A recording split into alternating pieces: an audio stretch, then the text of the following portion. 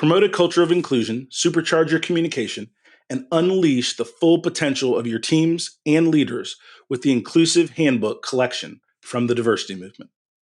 As part of the collection, I wrote the Inclusive Leadership Handbook with Kurt Merriweather to empower leaders with tools needed to cultivate a culture that fosters creativity, innovation, and employee engagement. Through strategies, exercises, and self-reflection, leaders at all levels can enhance their effectiveness. Learn more at thediversitymovement.com/store. Use code HOL at checkout for 25% of your first order. I think people underestimate fun in their decision making. Obviously, you need to, make sure the ROI is there. But sometimes when I'm working with a leader who's trying to make a big decision, we'll just talk about for the next 5 years, what would be the more fun job for you? What's wrong with that? And it's like, wait, I can consider that? Yeah, of course you can. Welcome to High Octane Leadership with Donald Thompson. This season, we're diving deeper with more solo episodes, where I'll share the experiences that have led to recognition by EY, Forbes, Fast Company, and others. Not as a boast, but as milestones on my entrepreneurial path. From growing multi-million-dollar firms to successful business exits and building high-performance teams with a global perspective. I'll reveal the insights and strategies from my journey and share them with you so that we can win together. Alongside these solo episodes, we'll have industry visionaries and thought leaders, and we'll explore effective leadership. Ready to empower your leadership journey with real success stories? Let's embark on this transformational journey together. Hello, and welcome to another episode of High Octane Leadership. I'm your host, Donald Thompson. I'm joined today by Ari Butler, an executive coach and communication expert who helps leaders turn their expertise into influential power. As the founder of AB3 Group, Ari combines decades of leadership training with a unique background in professional theater and television, having appeared on HBO, Netflix, CBS. He's advised senior leaders at global giants like Goldman Sachs, Google Cloud, and PepsiCo, focusing on the human antidote to our AI-saturated world. Authentic, meaningful connections are his superpower. And one of the things that I'll tell you, and Ari, welcome to the show. We are really, really glad to have you. One of the things I'll share with you, this is a quick funny story, and then we'll get into it, is Ari and I were introduced by a mutual friend in the Northeast, and we were trying to get together. I live in North Carolina. Ari's based in New York, and Ari came down for some business. We just couldn't get together and get it together. And I get a phone call on, I guess, a Thursday, right? Or maybe it was a Thursday evening from the CEO of one of the firms that I've invested in, and his name is Greg Boone of Walk West. And he said, "Hey, I'm going to dinner. Have you heard of this guy, Ari? He's down from New York. He's big shot. He's awesome. He's this communication specialist. And he came down to really, really talk to some leaders in Raleigh." And I'm like, "Ari who?" And he said, "Ari Butler." And I was like, yes, I know Ari. And so even though we didn't get together, someone in our circle got together. You all had a great time. And it's just going to be the foundation of some cool things to come. So Ari, welcome to the show. We're really, really glad to have you. Well, thank you. What I remember about that dinner is that Greg was asked several times by several of the other leaders that were at the table with us, what does he do? And he knew exactly how to handle that moment. He spoke eloquently about from a high level perspective. He's in the AI space and tech, and he's made it relevant to everybody at the table. And he did a great job. He's a very compelling person. And then eventually the conversation moved to, who's this person here from New York? What do you do, Butler? And my answer was that I train people to answer questions like that as compellingly as Greg just did, to make it immediately relevant, to tell some stories, to talk in a concise way about the value of the work that you do. In a nutshell, that's what I'm brought to work with leaders around the world to be able to do, to be more like Greg. That's awesome. We both aspire to that. I want to jump in because I'm really, I love to learn. And I love to talk to people with unique points of view. And as we get into the detail on the coaching and the communication, I'd love for you to unpack getting started in acting, because that has shaped some of the communication skills. So I'd love for you to unpack a little bit that part of your background. Sure. Look, I do think that having a background in communications and the performing arts gives you an unfair advantage. Maybe not in your ability to get hired, but I do believe in your ability to get promoted. As you know, as anyone who's been risen through an organization knows, at a certain point they stop worrying about whether or not you're smart enough, if you have enough experience, if you have the right credentials. The question is anybody listening? Do you know how to manage a team? When you say to your people or to your stakeholders or your buyers, I believe this is the right solution for you, are you building trust or depleting trust? And, in the same way that we know when we see bad acting, even if you can't describe why it's not feeling authentic to you, you also know when you see bad leadership, even if you can't pinpoint exactly why it doesn't feel right to you. And I do think that there's an overlap between communication skills, performance skills, and leadership skills. Why I believe I'm uniquely positioned in this work is another question. I don't think there's a shortage of actors who can help leaders, elevate their pitches. I think at the AB3 group, we're taking a much more intimate approach to leadership than just how you appear on the spotlight. That is awesome. I think that our past experiences shape our current moments and the things that we can pull from those moments and really, like you said, create that uniqueness, right? Because one of the things in the opening, right, that AI saturated world, right? Because everything is becoming harder to distinguish between what is real and what is authentic. And so I think we're at an inflection point really as a society, right? In terms of who do you trust and how do you build that trust as a communicator? And so one of the things that I would like to ask as we look at getting into our conversation today, what are some of the things that you help people with, and being a little bit more specific, some of the challenges you see leaders have, and then how you help them unpack those and move forward to become that authentic communicator, that unique leader? Sure. Me and my colleagues at the AB3 group, we're working with leaders, of course, on how they appear in the spotlight, right? It's their turn to talk, and hopefully they can show up in that moment. But leadership today is not just when you give your TED Talk or when it's your turn on the agenda. There's one-on-one consultative conversations. It's your ability to orchestrate a meeting where people feel included. You invited all of these smart people to your meeting. What are you doing to get their ideas to surface, even if they're not the loudest or the most extroverted or the highest seniority person there? Do you have a strategy to get their ideas into the conversation? Are you able to tell stories that actually make people feel closer to you? They're not just, how great you are and what great ideas your company had, but like to actually demonstrate what you value and what it looks like when you show up in the face of adversity or when you mess it up. Like, do people understand from the stories you're sharing what it's like to interact with you in the good and the bad times? So, there's an intimacy to the work that we're doing. So one of the things, Ari, that I'd love to give you a chance to unpack is you talked about leaders' time in the spotlight. You talked about if a leader is pulling smart folks into the meeting, how do they set the stage for it to be a successful meeting? I hear what you're saying. Unpack it a little bit deeper in terms of how you coach people to be that better facilitator, that better leader and orchestrator in a meeting environment. Great, Don. Let's take your example, right? You've invited people to a meeting. Right. Well, first of all, you didn't invite people to watch your pitch. You invited them to a meeting. So that implies that their ideas are going to be relevant to the conversation as well. If you're just going to click through your deck, maybe there will be time for Q&A at the end or not. Just tell them you want to come to my webinar, you want to come to my pitch. But getting aligned on what the outcome or impact or how you want them to participate is one of the first questions I would ask. What do you want the experience to be for the people you've invited to the meeting? We talk a lot at the AB3 group about impact, right? Communication is measured on the receiving end.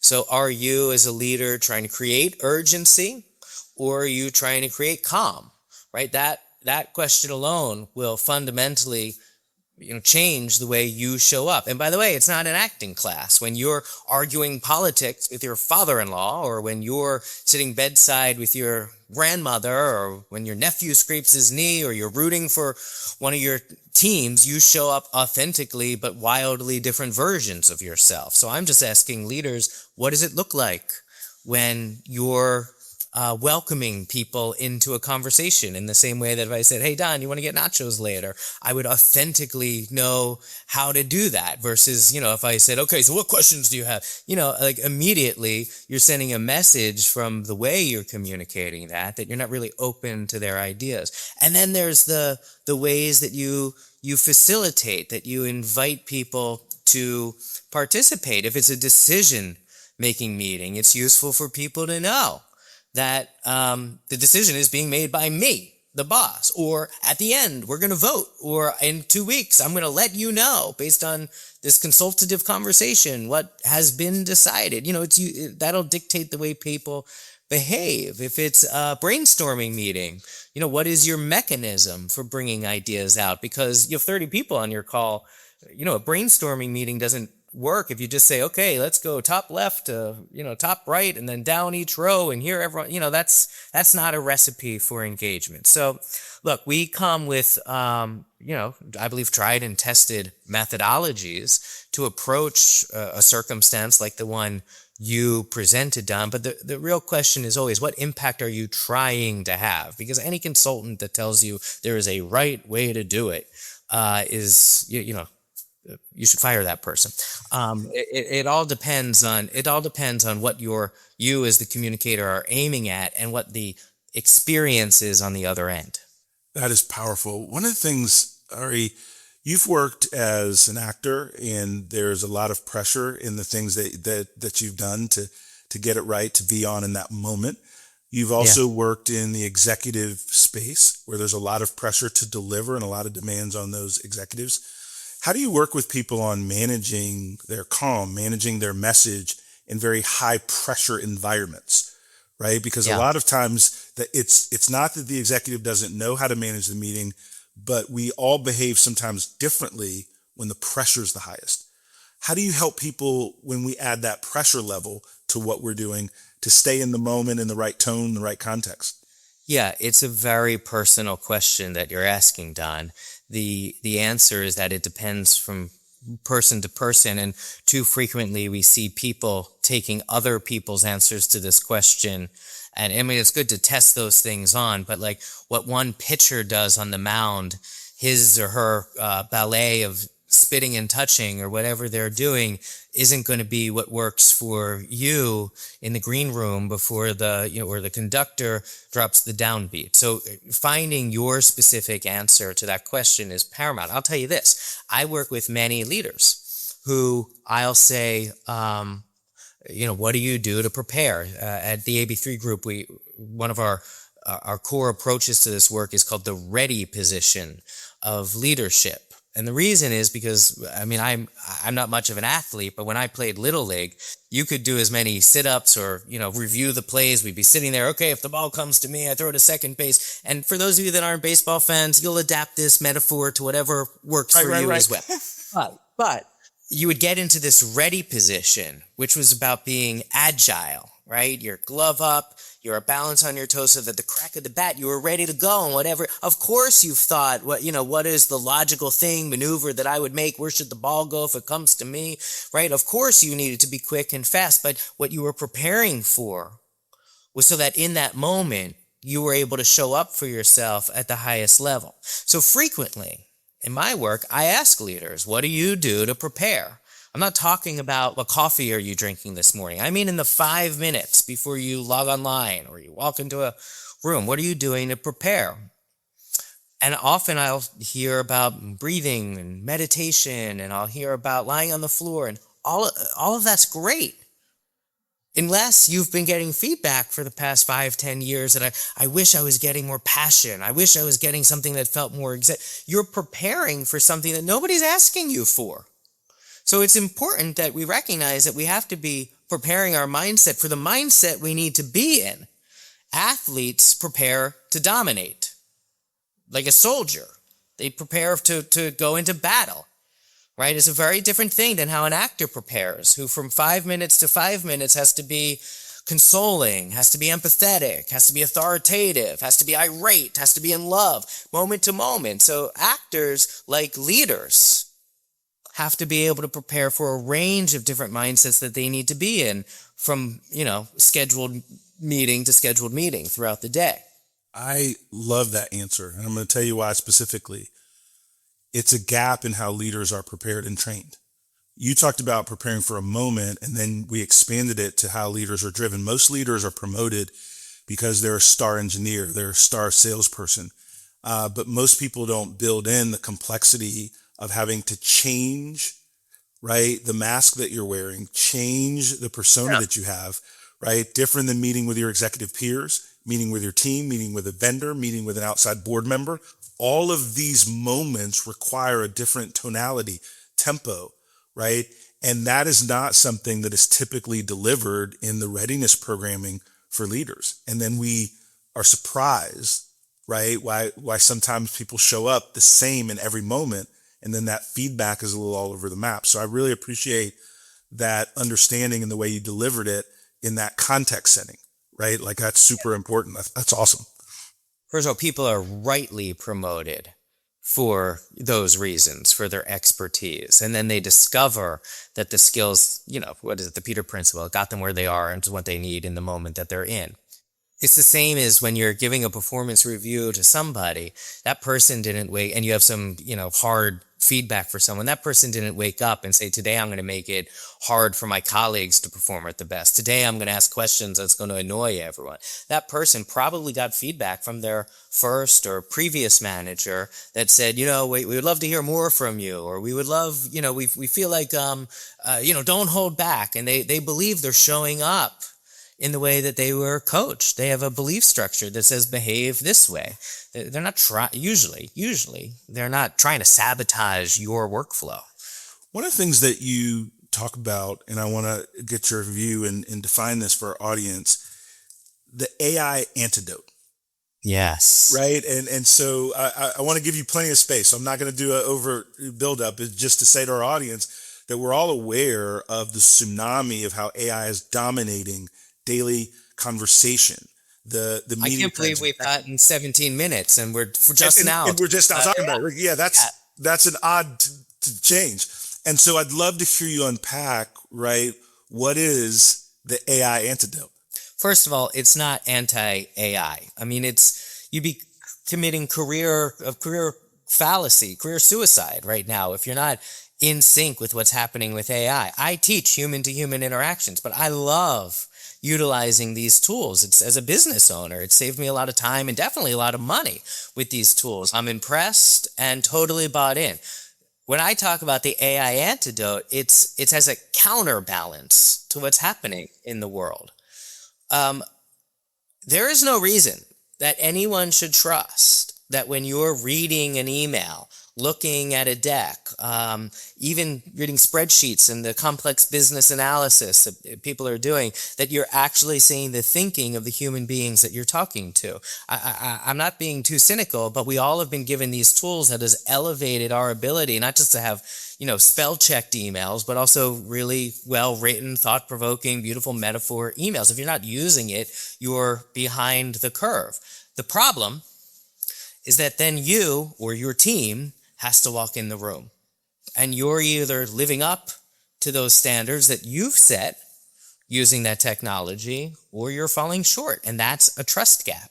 So the organizations that I still get to work with are the ones that value culture, the ones that value investing in communication and leadership performance, are the ones that recognize that as they're investing in their technological tools, they better be investing in their human skills, because those are becoming increasingly rarefied and valuable. I completely agree. And I think that authenticity is going to be a more valuable commodity. Not commodity, more valuable skill, as everyone has access to the same tools. So the ability to use AI well, right? There is a gap now where people are adopting it. Some are using higher level versions, but over time, that's going to commoditize itself. And to your point, Are you the same level of skill that was presented in your presentation that you sent before the meeting? Can you go off that script that AI partnered with you on, right? And talk through a concept with a different slant that you didn't prepare for because you are the originator of those ideas, right? Yeah. And I see a lot of folks that are going to be ready for a little wide awakening of being caught, not just using the tool as a helper, but using the tool as a crutch. Right. Sure. And being found out. So I'm tracking with what you're describing relative to that antidote. And if you're a boss, if you're a leader, an owner, a founder, you need to make sure your team can do it too.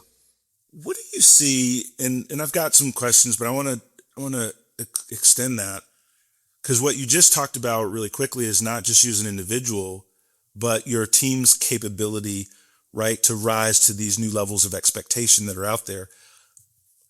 What are some of the things that you're seeing that are working in leaders that you admire when they're looking at building a team, growing, when you're talking to a leader, there's things you're working on, there's things you're helping folks with, but I want to flip that question and say, what are some of the things you see in leaders that you go, that guy's got the goods, that woman is amazing, right? They are really killing it. What are some of those things that you really appreciate when you see in leaders? AI, I'm going to connect this back to the previous answer. AI, as we all know, it's the journey, not the destination. AI, this has been written about quite a bit, takes people immediately to the destination. It's often a high level of work. And as you just said, Don, what it does is it doesn't deepen people's connection to the output because they didn't have the journey, the collaboration, the team experience of having 7 different versions to get where they're headed, to have some failure along the way, to see what doesn't work and what did work. What I always find when I'm working with leaders, especially the ones that are invested in their team culture, not just, sometimes you got to roll up your sleeves and, reach your KPIs and make sure the ROI is there. I mean, we all fall into that pattern. I do it too. But when leaders are thinking about their culture, I use the metaphor from the theater of being the difference between being in rehearsal versus practice. Practice is what you do when you think you know the answer and you want to make sure that everybody can deliver at a high level and do it the same way every single time. And there is a moment where that is how you want to work. What that looks like, and usually I should say, a leader switches to practice mode too early. They get a big finalist presentation, an RFP on their calendar, and they think, all right, what slides are we going to show them? And who am I going to put in which position? And who's going to speak first? And here are the sentences that I want to hit and the data points that I want to show them. Bam, bam, bam, bam, bam. And everyone gets into practice mode. In the theater, you, after opening night, have to be able to deliver the same show over and over again. It needs to be well rehearsed and people need to understand what their role is. But real creativity, the best ideas emerge the longer you can stay in rehearsal mode. The longer a leader allows their team to say, well, what else could it be? What else are we missing? Let's hear the new person's idea. Let's try this. What happens if we go in the opposite order? What happens if we say out loud the hard thing? What happens if we don't tell that story? We wait to see if a question gets asked. What shower sentences emerge, middle of the night sentences emerge. And if any writer's room knows that as soon as the FCC or the editors start coming in, the creative process is over. You want to delay that as long as possible. So what I appreciate about the leaders that I get to work with, and as another version of the AI antidote, are the ones that still create space to find an even better product by staying in rehearsal mode instead of too quickly getting to the practice mode. And as a coach, I'll just say when I'm working with an executive, I need to know the answer. Is this person still open to rehearsal? Probably not the day before, but if I'm working with them a month before some big conference event, we can still be, if they'll allow me, we can still be in rehearsal mode. What else is possible? That's awesome. Most people have a kind of a preconceived notion of how things are supposed to go. And you mentioned this, whether it's an RFP, a pitch, different things, and it's based on our experience. But then we Sure. also know that what the buyer wants is uniqueness, fresh ideas. And so when I listen to you talk about rehearsal mode, where are you going to get the fresh ideas? And so I'm going to take that note with me because that's where the new ideas live. Practice, you've already decided what you're going to do, right? And now you're figuring out how to execute what you've decided. And so I really appreciate the way that you broke that down because I can use that tomorrow, right? And that's one of the things that I admire in folks that I'm working with. Can you tell me something that's complex in simple terms that I can use tomorrow? And so that's why I really appreciate that thoughtful answer. Let's move from business to family a little bit.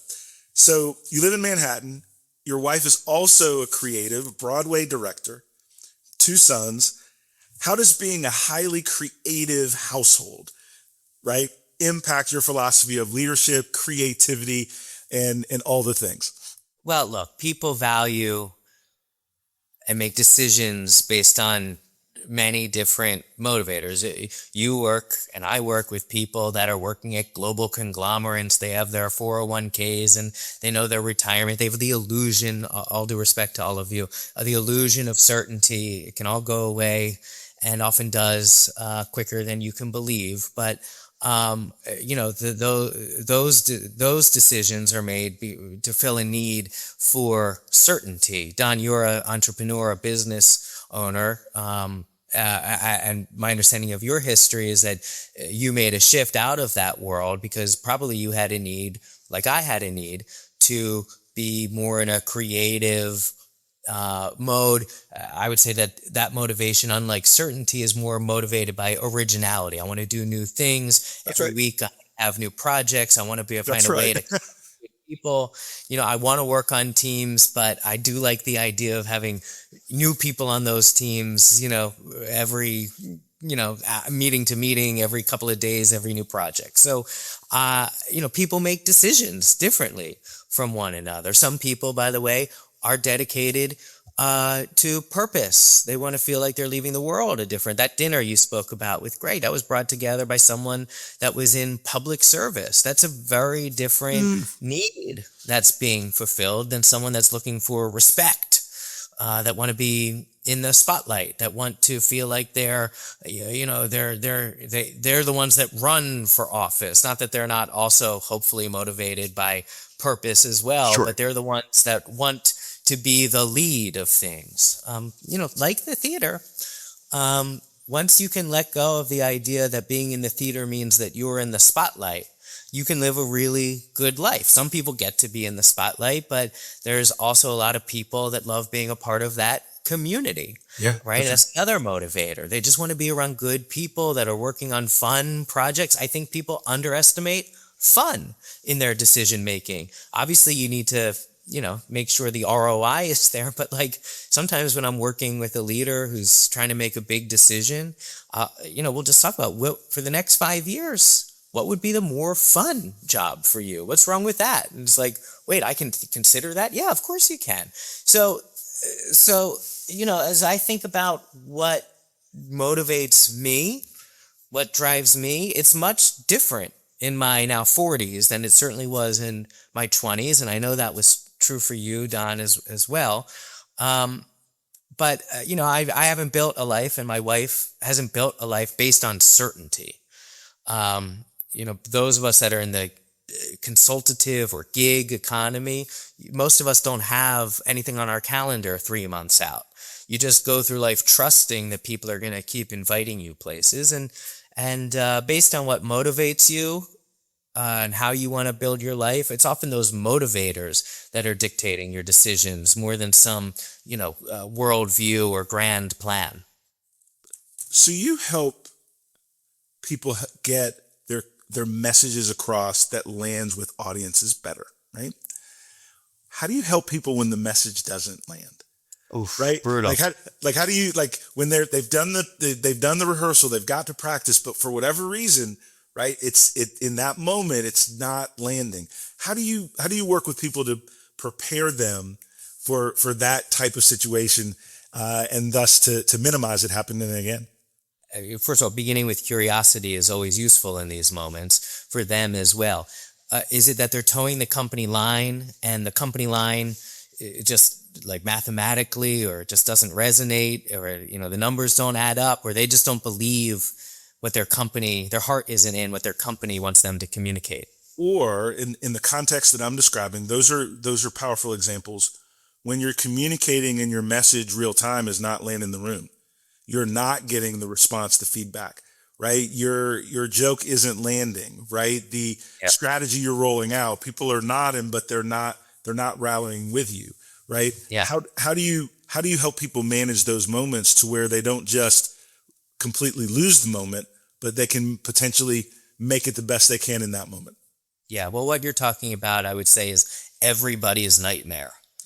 Right. It's hard to fix in the middle. I mean, once, there's 1,000 metaphors here, but once you've lost someone's trust or a room's trust, which can happen in a minute, it's really hard to earn it back, particularly to have the aptitude to figure out how to do it in the moment, especially when you can't just hit the pause button and see what's going on. That's a terrible feeling. And I would say that the strategy is to be reflective about what happened. Maybe if you can, ask some questions and start to think strategically about how to make sure that doesn't happen again. Jokes are great, but most people who tell jokes think that they're much funnier than their listeners, or many storytellers. I'm a great storyteller. They like telling their stories more than the room likes listening to them. So we have to, you have to get some honest and supportive feedback from colleagues, coaches, mentors that you trust. I would say this, though. If in the beginning, as quickly as possible, you can demonstrate that you're there with relevance, you can show them that you know them, you can tell them their story and demonstrate that you're prioritizing what matters to the room much more than what your outcomes and even your agenda is, they'll usually stay open to you, even if you make a mistake here or there, or even if they disagree with you. I mean, think about this. At the end of your meeting, they're going to say yes or no.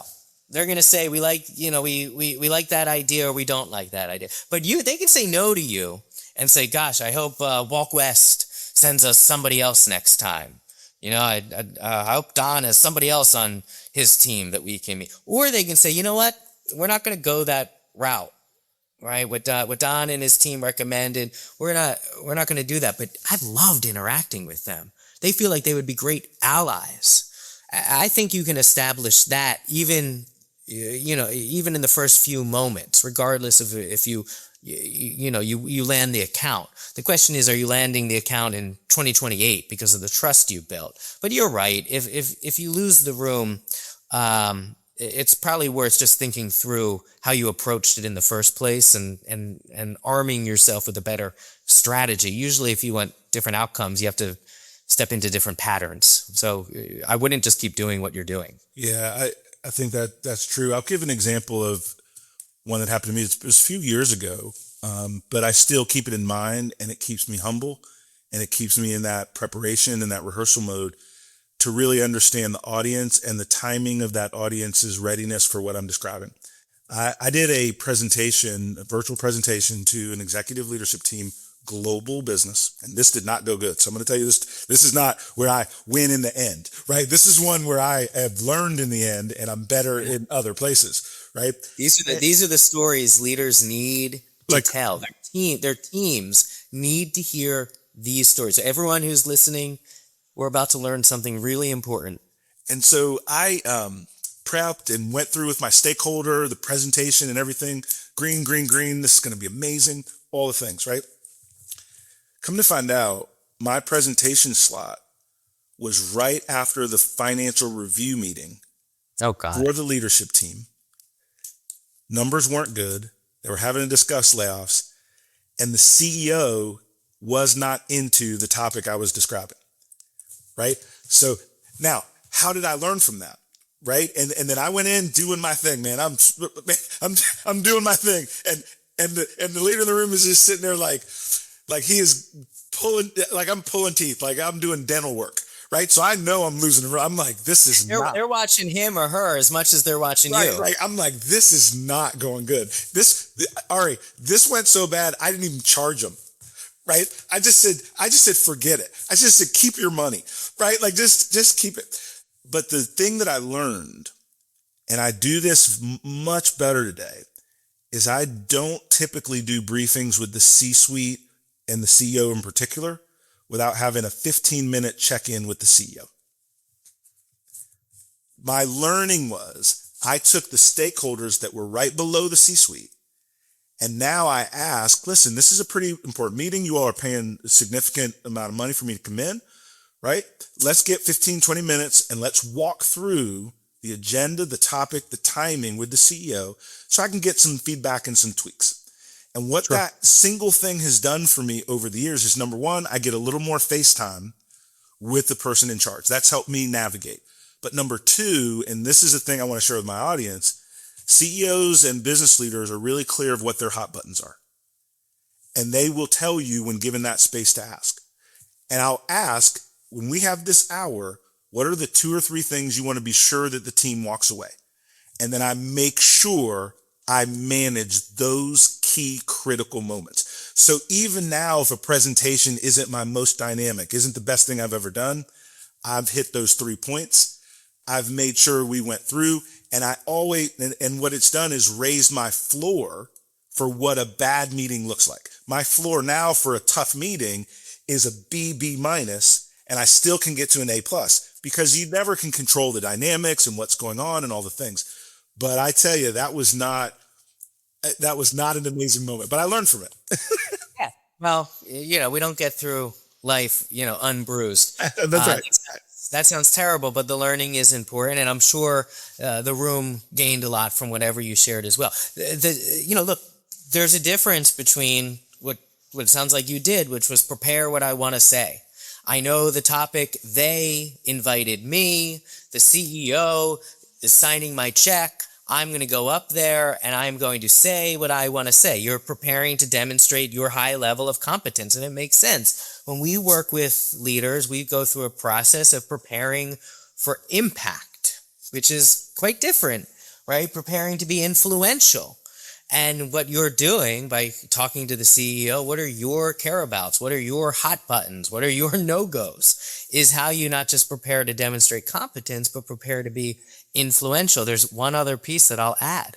When I'm working with a keynote speaker, I'll say to them, same thing as ready position, right? How are you going to be agile? Leave space, particularly in your opening remarks, to reference back to something that the room just heard. It's part of your preparation. If you discover, that day that you're going to be speaking after the CEO, it's to your advantage to make sure that you're watching the CEO for whatever they say so that you can call back to demonstrate that you're in the same room as everybody else. They're not just digesting whatever you planned to say a week ago, but that you're hearing what they just heard. As we wind our time together, I could talk to you all day. But we have we have a little bit of a time constraint, but that's all right. What would you like to share with our audience about communication and leadership that maybe I didn't ask or we didn't get to? What would you like to, as we land the plane, what would you like to leave our audience with? There's a real desire when you're in a spotlight or in a conversation or a high stakes moment, meeting, interaction to consistently show people the best you have to offer. And you are right that people are assessing whether your motivations are connected to their motivations. Of course, whether your substance is of the quality and at the level that they respond to.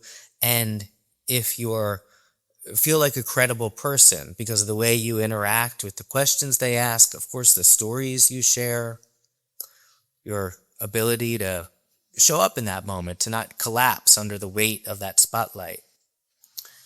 But showing people the best you have to offer doesn't mean just telling people how brilliant you are over and over again. A lot of that like Don, you just did, is showing them the moments where you didn't have it all figured out, where you're able to say, look, we don't agree. I don't agree with you, but I'm not questioning your humanity. Not questioning your integrity, whether or not you're a good person, right? As a leader, we need to be able to step into other people's shoes without sacrificing, your own competence, your own integrity, your own credibility, but demonstrate that you're able to understand how they formed that point of view. And in the way you communicate the ideas, the way you give feedback, the stories that you do decide to tell, people are learning what it means to be in relationship with you. If you're trying to overwhelm people with your competence, show them every slide. If you're trying to bore them, stick to the numbers. If you're trying to frustrate or alienate people, never ask them questions. But if you're trying to create an environment where people thrive, where they feel connected, where they feel valued, you really do need to rethink the performative, the inclusivity, the intimacy of the way that you're leading. And it requires you to be more human, not less human. Ari, thank you for those closing comments. I'm going to end our conversation with just recapping a couple of things that you said that are powerful takeaways for me personally, and I know our audience is going to get a lot out of. The one is communication skills help you have the unfair advantage. And that's what we're all chasing in business, right? If we're really direct and honest, we're trying to figure out how to have that unfair advantage, right? And working on those communication skills start moving you in that direction. The other thing is that we all have to manage that illusion of certainty, right? That we have all the answers, that this is the only data that matters, and managing that illusion and staying curious, staying open, right, to new information. And the third thing that I really want to leave and land the plane on is people underestimate fun. And that you can have a good time with people, that you can smile, you can stay focused on the standard, the results, but it doesn't have to be drudgery to get there. And I'll give you the last word, but those are the three things. You said a lot of really powerful things, but those are three things that I wrote down, I circled, I starred as I was taking notes and just listening, both as the host, but also just learning from you.